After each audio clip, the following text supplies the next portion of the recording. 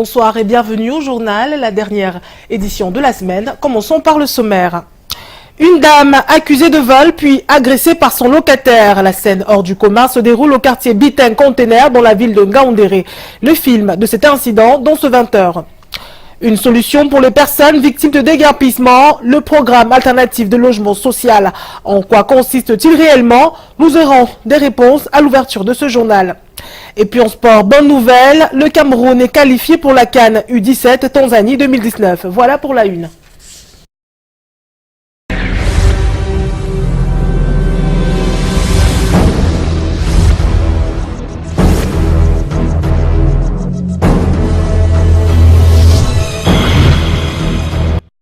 Bienvenue une fois de plus. On ouvre avec cette solution pour les personnes victimes de déguerpissement. Il s'agit d'un recasement à moindre coût à travers le programme alternatif de logement social. Un projet qui vise à améliorer les conditions de vie dans les quartiers précaires de plusieurs villes et de renforcer la sécurité des occupations au profit des habitants. Des détails avec Robert Itoc et Thierry Nana. Le nombre de pauvres augmente de 12% entre 2001 et 2014. Selon l'Institut national de la statistique, une forte concentration de pauvres se trouve en milieu urbain avec une tendance haussive depuis 2001. Une augmentation du taux de pauvreté qui a un impact direct sur l'indice de développement humain. Face à ce constat, l'anarchie et le désordre urbain sont établis en normes avec une recrudescence d'autoconstruction dans des espaces non aménagés, sans accès aux services publics et en général destinés à l'éviction. D'où la nécessité de réfléchir sur l'alternative qui peut permettre à l'État de reloger les personnes victimes de déguerpissement à travers le projet PAL, Programme alternatif de logement social. Nous avons un projet que nous mettons en œuvre qui est le projet PALS, qui veut dire Programme alternatif de logement social. Ce projet vise à démontrer au gouvernement que la société civile peut travailler sur des modèles de logement à moindre coût et les proposer pour adoption ou alors pour validation dans une éventuelle politique nationale de l'habitat pour permettre aux couches qui sont défavorisées, aux couches qui n'ont pas assez de moyens d'accéder à un logement décent, un logement décent. Des modèles intégrés de logements sociaux alternatifs sont ainsi proposés au gouvernement, autorités locales et aux citoyens. De cet atelier, nous pouvons retenir que c'est faisable de réaliser un bâtiment en moins de coûts. En priorité, les régions du centre et du littoral sont les premiers concernés. Vu des idées qu'ils ont conçues pour aider les gens victimes de ces inondations, de ces catastrophes de déguerpissement, bon, ça nous amène vraiment tout droit la joie que si on peut s'intégrer à ces GIP pour qu'ils puissent nous aider. Au cours de cet atelier, il s'agissait de mettre en commun les observations et conclusions pour un produit final à proposer au MINDU pour le bien-être des populations démunies. Puisqu'on parle de logement, il y a ce fait de société qui a secoué le quartier Bitin Container à Ngaoundéré. Une mésentente entre bailleresse et locataire qui a conduit à une agression et une destruction de biens matériels. À l'origine du conflit, non-paiement de loyer et accusation de vol. Le reportage de notre correspondant Eringele. J'entends il sait quoi, je me suis réveillée, je me suis levée de mon lit avec la machette en main que c'est encore qui... Jeanne Nanga raconte ici la mésaventure que son locataire vient de lui faire vivre. Je me retrouve que quelqu'un est en train de casser la maison. Il a tout abîmé chez moi avec la hache. Il a une hache en main qu'il est venu me tuer. Il est venu m'abattre parce que j'ai fait entrer les gens chez lui et j'ai volé sa télé parce qu'il ne me payait pas de loyer. Elle doit la vie sauve à ses voisins qui ont fait appel à la sécurité militaire. Au centre de ce quiproquo qui se déroule à Bitin Container en Ngaoundéré, des effets volés chez le locataire pendant son absence. Ce dernier accuse la bailleresse et a voulu se rendre justice aux alentours de 22h vendredi. Le locataire le plus proche de la dame n'a pas également été épargné. L'impact là a fracturé les vitres de cette porte et de ce côté. Vous voyez même le poignet est cassé. Et j'étais obligé, comme s'il se faisait intervenir, j'étais obligé de mettre ce carton. Ce contrat de bail de fortune est tout ce qui les lie. Établi le 2 février, le locataire n'a plus jamais payé sa rente une fois les 3 mois d'avance versés, selon la quinquagénaire. Je ne le connaissais pas. Quand il s'est présenté chez moi, il ne s'est pas présenté en militaire, il s'est présenté en civil. C'est après ma demande que j'ai su qu'il était un militaire en tenue travaillant à Tibati. Il est venu habiter chez moi, il n'a payé que 3 mois. Les autres 3 mois, voici le 4e mois qui a commencé, il n'a pas payé. Je ne le voyais même plus chez moi. Donc j'ai essayé de l'appeler, il m'a mis au répondeur. Déjà d'un âge avancé, Dame Nanga et les orphelins laissés par sa défunte fille n'ont que ces maisons comme source de revenus. Le locataire a quant à lui vidé sa demeure et est parti sans solder ses aérés. Autre fait d'actualité, plus de 4000 producteurs agro-pastoraux à financer d'ici 2022. C'est le pari de la pérennisation des acquis que veut faire le PCP ACFA, lancé ce mois à Ngaoundéré dans la Damawa. Ce projet ambitionne d'investir au-delà des 2 milliards de nos francs consentis durant les 2 premières phases de ce programme. Le compte rendu d'Erengele.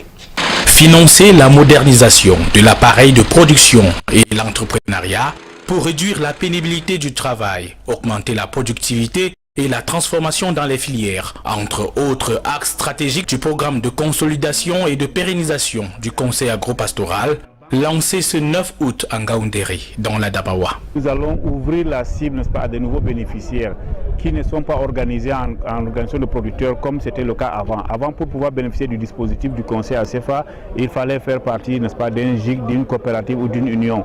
Maintenant, ceux-là vont toujours continuer à bénéficier de nos appuis, mais les producteurs individuels pourront aussi, n'est-ce pas, demander du conseil. Ça, c'est une nouveauté. Troisième phase du programme d'amélioration de la compétitivité des exploitations familiales agropastorales, le PCP ACFA rentre dans la poursuite des résultats probants obtenus dans les 2 premières phases d'ACFA. ACFA a beaucoup fait. ACFA a appris aux producteurs à faire l'élevage à grand niveau et faire l'agriculture. On ne peut pas développer l'agriculture avec des petits projets de 2-3 ans, c'est pas possible. Ce projet, avec beaucoup d'années, a permis vraiment la visibilité de ce qu'ils ont fait sur le terrain en matière du conseil et en matière aussi de financement des OP. Il est question de financer plus de 4000 projets agricoles sur l'ensemble des 10 régions jusqu'à l'horizon 2022, grâce à une enveloppe de 18 milliards de nos francs mobilisés dans le cadre du 3e CED, soit 350 000 producteurs directs à toucher. Nous allons travailler à la création d'une institution pérenne qui va s'occuper du conseil agropastoral et nous allons sortir de l'outil programme aux environs, n'est-ce pas, de 2022. Et nous allons utiliser de nouveaux outils, n'est-ce pas, de communication, les TIC. Dans la Damawa, 671 projets de différentes filières ont déjà été financés lors des 2 premières phases pour près de 2 milliards de francs CFA. Pendant ce temps, à Garoua, on assistait au lancement des activités du nouveau programme de consolidation et de pérennisation du Conseil agropastoral.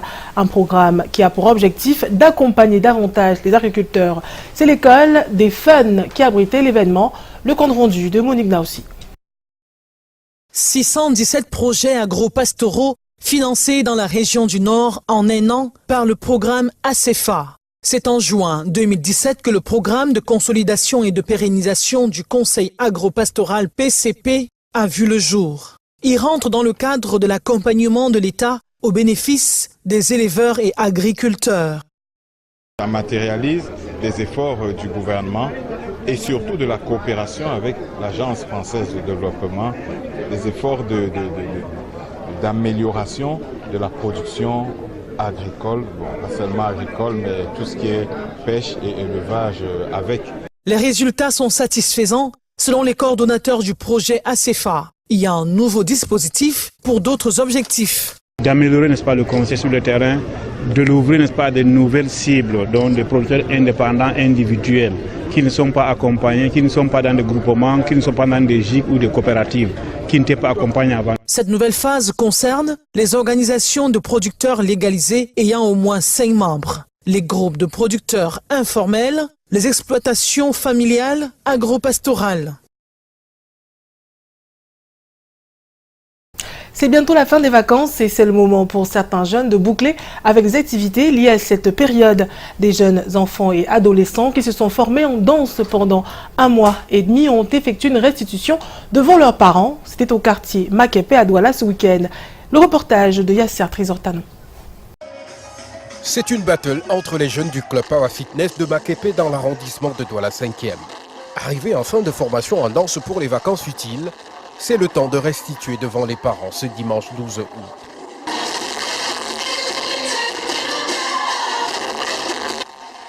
Les chorégraphies sont impressionnantes. Chez les tout petits, ceux qui dansent dans les temps et d'autres en contretemps. Tous les rythmes sont visités dans une harmonie.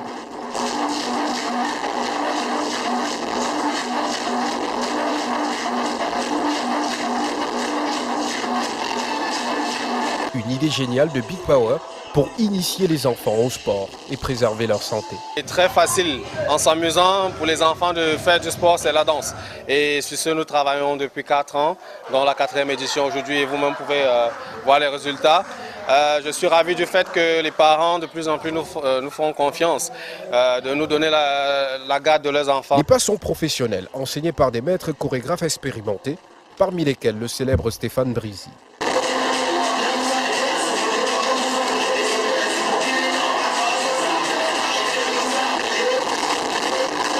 Vous savez, c'est les enfants. Ils aiment toujours quand on les chouchoute, on les cajole, on les flatte en fait en général. Il faut toujours les flatter, tu les fais croire que c'est pas facile, ils peuvent faire et tout. Donc. C'est un moment de communion entre les parents et les enfants. Raison de plus d'encourager l'événement. Je vais avouer que c'est extraordinaire parce que, vous voyez, en moins de 2 mois ou encore 1 mois et demi, quand on voit ce que les enfants arrivent à produire, je vais dire que c'est formidable. Personne ne veut louper une image, même si certains dorment au premier banc. D'autres, par contre, à défaut de danser, ont découvert leur talent de photographe. Pas facile la pause. Vivement les vacances 2019 pour une autre édition du Power Fitness. Crise anglophone, Abamban exprime son soutien aux 2 régions touchées à travers le Cross Cohésion. Il s'agit d'un semi-marathon qui rassemble à la fois civils et militaires. Tous se disent solidaires des populations de ces régions dites anglophones, bien qu'étant loin du théâtre de la crise. Monique Naossi. Une mise en condition tant dans le carré des militaires que celui des civils. C'est la préparation à la marche commando et d'un semi-marathon dans les artères de la ville d'Abamban, région de l'Est. Les autorités administratives et militaires l'ont baptisé le Cross Cohésion. Une mobilisation qui rentre dans le cadre du plan gouvernemental d'assistance humanitaire en faveur des régions du Nord-Ouest et du Sud-Ouest en crise. Ce qui nous tient à cœur en ce moment, c'est la consolidation du lien armée-nation. Et nous, à notre niveau, nous essayons par le cross qui rassemble tout le monde, les petits, les grands, les fonctionnaires, les non-fonctionnaires, tout le monde ensemble pour consolider cette unité qui nous est très chère. Gouvernemental, urgent, n'est-ce pas, d'assistance humanitaire à nos compatriotes qui vivent de ce côté. Nous avons aussi exactement en traditionnel, comme vous l'avez remarqué depuis le mois de janvier, nos traditionnelles rencontres des premiers vendredis du mois, qui est un symbole, une manifestation de notre attachement aux institutions de la République. Le Cross Cohésion est encadré par les éléments du CIF de Motiboum pour assurer la sécurité des participants. C'est désormais un traditionnel rendez-vous sportif auquel adhèrent les civils épris de paix et qui partagent la souffrance des Camerounais des régions anglophones. Merci le chef d'État, l'excellent Paul Biya. Dit la paix que nous vivons au Cameroun, c'est grâce à ça que nous vivons, avec la paix. Et nous prions Dieu pour nos frères et voisins qui vivent aussi en paix, comme nous. Et que le Cameroun doit se porter bien.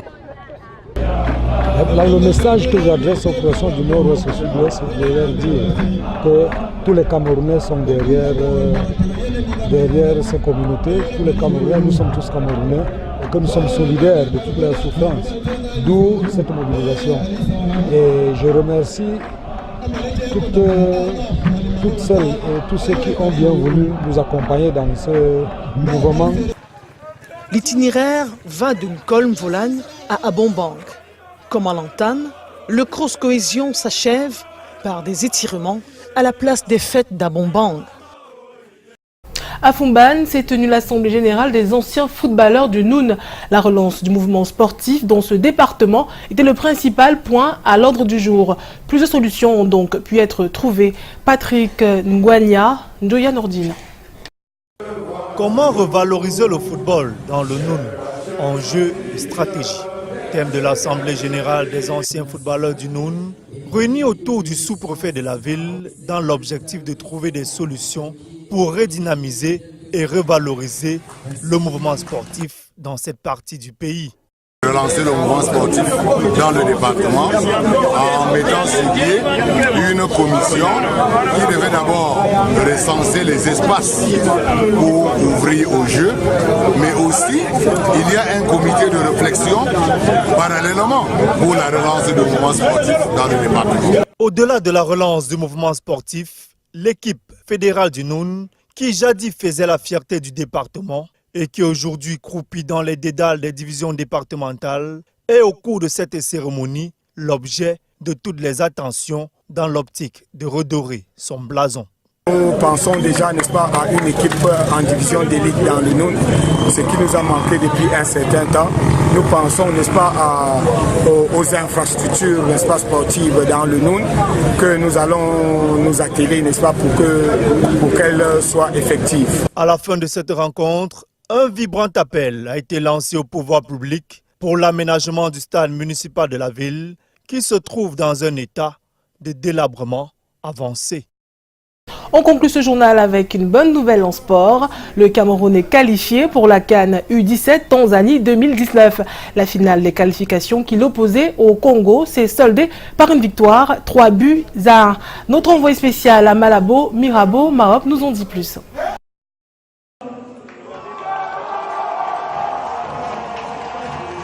C'est fait, le Cameroun représentera l'Afrique centrale à la prochaine Coupe d'Afrique des Nations des moins de 17 ans. Les Lions cadets ont remporté le tournoi de qualification à Malabo en dominant le Congo 3-1. Habitués à des démarrages en fanfare, les bébés Lions ont dû patienter jusqu'à la 35e minute pour trouver le chemin des filets. Ahmed Ndongo fait sauter le verrou congolais. Steve Mvoé enfonce le clou 6 minutes plus tard sur un coup franc dévié. Les cadets Diable Rouge poussent sans succès jusqu'à la pause. Les poulains de Valdo Filo trouvent finalement la faille à 10 minutes du coup de sifflet final, mais pas de quoi faire douter les Lions cadets qui signent le 3-1 seulement quelques secondes plus tard. Le Cameroun est champion de sa sous-région.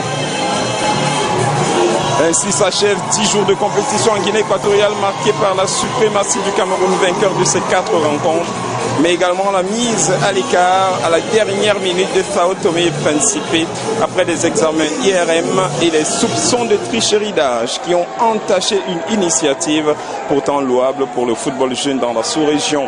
La petite finale entre la Guinée équatoriale et la République centrafricaine a été remportée par le pays hôte de 2-1.